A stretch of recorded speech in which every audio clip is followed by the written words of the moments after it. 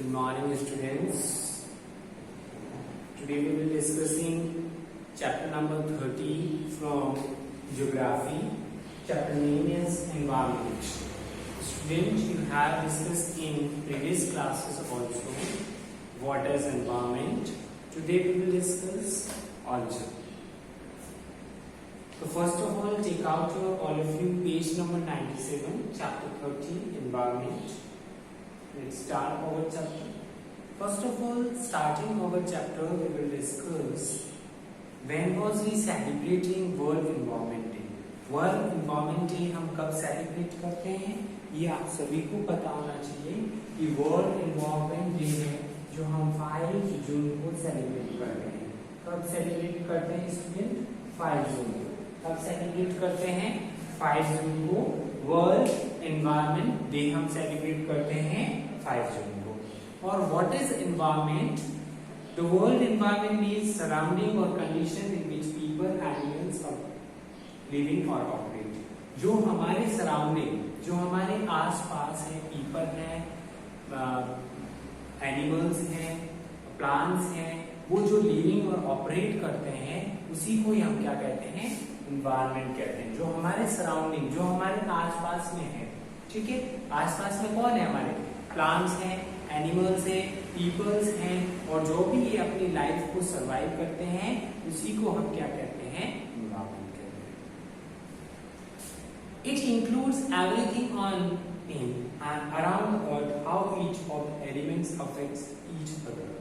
Extend survival and growth of living being depends on thing and condition surroundings. मतलब कि उनका growth होना ये भी सारा किस पे डिपेंड्स होता है? एनवायरनमेंट पे डिपेंड. कंपोनेंट्स ऑफ एनवायरनमेंट्स बेटा जो हमने चैप्टर पढ़ा है लास्ट में, तो हमने डिटेल में नहीं डिस्कस किया था. आज हम इस चैप्टर को डिटेल के अंदर डिस्कस करेंगे. Components of environment there are divided into 2 parts. Components कौन से हैं? नेचुरल और ह्यूमन एनवायरनमेंट. कौन कौन से हैं? नेचुरल जो नेचर्स के द्वारा होते हैं, और ह्यूमन जो ह्यूमन के द्वारा किए जाते हैं. नेचुरल एनवायरनमेंट और ह्यूमन एनवायरनमेंट, ये दो हम डिस्कस करेंगे. नेचुरल एनवायरनमेंट और ह्यूमन एनवायरनमेंट क्या होते हैं? नेचुरल एनवायरनमेंट क्या होता है students? Natural environment all the things both living and non living. Natural environment में कौन सी आती है? लिविंग थिंग्स भी होते हैं और नॉन लिविंग थिंग्स भी होते हैं, बायोटिक्स और बायोटिक्स भी होते हैं, ठीक है.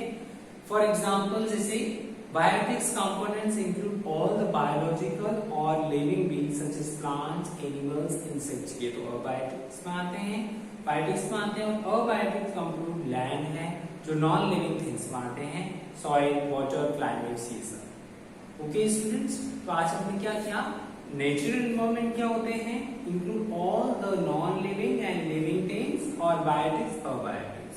बायोटिक्स होते हैं जो जिसके अंदर लिविंग थिंग्स आते हैं, और अबायोटिक्स होते हैं जिसके अंदर नॉन लिविंग थिंग्स होते हैं. उसके बाद में human environment include the construction surrounding build up areas like buildings, roads, machines and social and cultural factors like family and school. मतलब कि ह्यूमन जो बिल्डिंग कौन बनाता है? ह्यूमन बनाता है. कोई मशीन्स कौन बनाता है? ह्यूमन बनाता है. रोड्स कौन बनाता है? ह्यूमन बनाता है. तो ये सारे ह्यूमन एनवायरनमेंट्स के अंदर इंक्लूड होते हैं. Next, natural environment. अब हम डिस्कस करेंगे डिटेल के अंदर नेचुरल एनवायरनमेंट को. Land, water, air, plants and animals are elements of natural environment. ये सारे क्या है? वाटर है, प्लांट है, एयर है, प्लांट है, ये सारे क्या है? Elements of environment.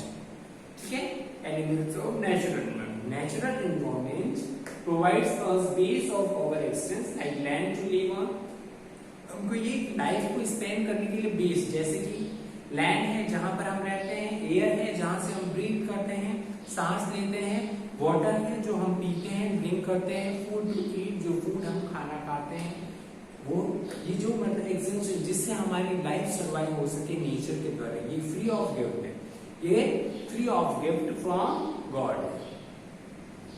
It consist of 4 elements. ये नेचुरल एनवायरनमेंट्स हैं जो 4 कैटेगरीज के अंदर डिवाइड हुए हैं. Lithosphere, atmosphere, hydrosphere. कितने कैटेगरीज में हुए हैं? लिथोस्फीयर, एटमॉस्फेयर और hydrosphere. Okay student, lithosphere, a thin and solid upper cover of the earth is known as lithosphere। Lithosphere मतलब कि जो सबसे ऊपर वाली जो लेयर होती है अर्थ की, उसको हम क्या कहते हैं? लिथोस्फीयर। और वो कैसी होती है? Thin and solid upper cover, बहुत ही सॉलिड होती है और थिन होती है। It is made up of rock and minerals convert with thin layer of soil. मतलब कि ये किसकी बनी होती है? रॉक्स की बनी होती है, और इसके ऊपर जो कवर होता है वो थिन लेयर ऑफ सॉइल, उसके ऊपर नीचे पत्थर, उसके ऊपर सॉइल होती है। The average thickness of lithosphere is about 100 metre. जो इसकी थिकनेस होती है लिथोस्फीयर की, वो 100 किलोमीटर होती है। The lithosphere comprises both the continent 29% and ocean bed 71%। मतलब कि लिथोस्फीयर है जो कॉन्टिनेंट्स पे कितना है? 29 और ओशियन बेड्स पे 71। Lithosphere has 2 layers. लिथोस्फीयर की 2 लेयर्स होती है, सिल एंड सीमा। सिल एंड सीमा 2 लेयर्स होती है। आपको पूछ ले कोई क्वेश्चन कि लिथोस्फीयर की कौन कौन सी लेयर्स होती है, तो सील और सीमा। कौन कौन सी? शील और सीमा की लेयर्स होती है, सिल एंड सीमा। ये 2 लेयर्स होती हैं lithosphere. Sill on the rock of continent rich in silica and aluminium। ये किससे बनी होती है बेटा? सिलिका किससे बना होता है? Silica is made up of Sill is made of combination of silica and aluminium, so it is called sill।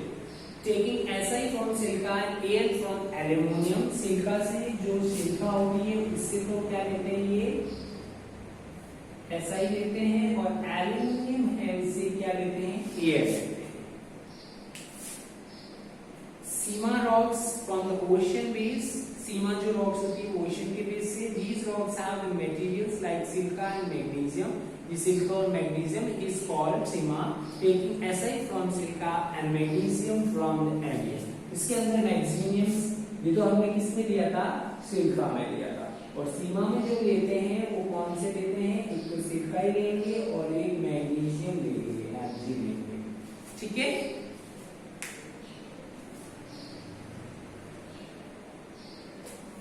lithosphere is very important for the sort of life from the provide forest, grassland, agriculture land and the human statement। It is a source of minerals wealth because all kind of minerals and metals are embedded in the stock starch. यहाँ lithosphere से हमको different types की rocks भी provide होती है, minerals भी provide होते हैं, और यहाँ पर हमको ह्यूमन स्टेटमेंट, ग्रासलैंड, एग्रीकल्चर सारा इसमें हमको प्रोवाइड होता है।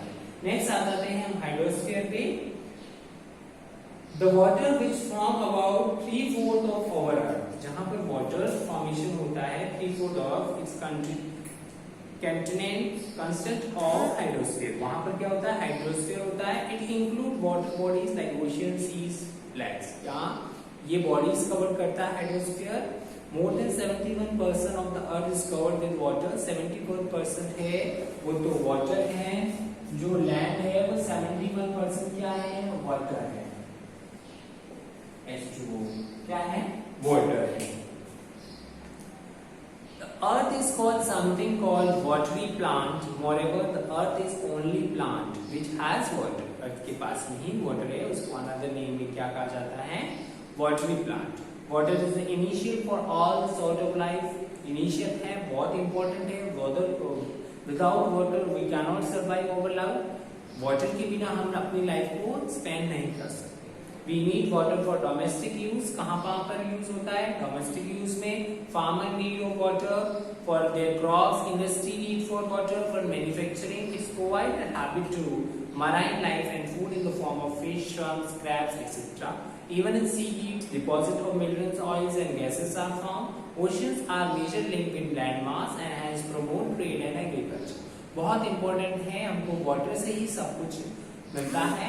वहां पर भी मिनरल डिपॉजिट होते हैं, गैसेस आर फाउंड, वहां से ही हमको गैसेस प्रोवाइड वगैरह होती है और इलेक्ट्रिसिटी भी प्रोवाइड होती है। नेक्स्ट हम स्टूडेंट आ जाते हैं हमारे atmosphere. The blanket of the air surround the earth is known as atmosphere, जो हमारे एयर सराउंड अस है उसी को हम क्या कहते हैं, environment. It is a mixture of gases, dust and water vapour. ये एनवायरमेंट के अंदर मिक्सचर ऑफ गैसेस भी है, डस्ट भी है, वाटर। इसके अंदर क्या आएगा, जैसे कि आपने देखा होगा जब एटमॉस्फेयर हवा चलती है तो उसके साथ में क्या होता है, ठीक है, उसके साथ में क्या होता है, डस्ट भी होते हैं, वाटर वेपर से, ये सारा एनवायरमेंट में आता है। The atmosphere extends to about 1600 kilometre from the surface of the earth. The force of gravity extend by the earth's whole atmosphere. जो ग्रेविटी का जो फोर्स आता है वो भी एटमॉस्फेयर उसको कवर करता है। Oxygen, a life giving gas percent in the atmosphere is 21% by volume. It's initial all the living being to breathe. All the gases produced atmosphere are carbon dioxide 0.03%, which needs by the plant to prepare food, and nitrogen 78%, which is also by the brain indirectly for growth। मतलब कि जो oxygen हमको carbon dioxide मिलती है उसका need plant करते हैं prepare food और नाइट्रोजन के लिए। अदर गैसेस एर्गोन, निकॉन, helium and methyl. Atmosphere is very important for living things, बहुत इंपॉर्टेंट है लिविंग थिंग्स के लिए। Change in atmosphere produce changing in the weather and climate. ये चेंजिंग एटमॉस्फेयर के अंदर चेंजिंग होता रहता है वेदर का, क्लाइमेट का। It protects to form the harmful ultraviolet rays, is provide its prevent earth from become extremely hot and cold. ये हमको अल्ट्रावायलेट रेज से प्रिवेंट करता है, हॉट और कोल्ड रेज।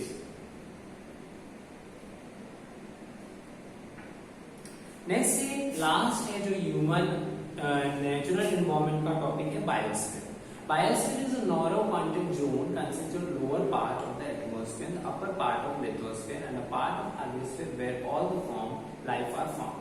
मतलब कि जहाँ पर हमको ये बायोस्फीयर है, ये जोन है जहाँ पर lower part of the lower part of the atmosphere, upper of the solar system and a unity plant in the solar system becomes support of life, include living components, environment, plants, animals, microorganisms, human beings। Biosphere में सारे के सारे animals, insect, micro organism और human being होते हैं, वो वहां पर स्पैन करते हैं।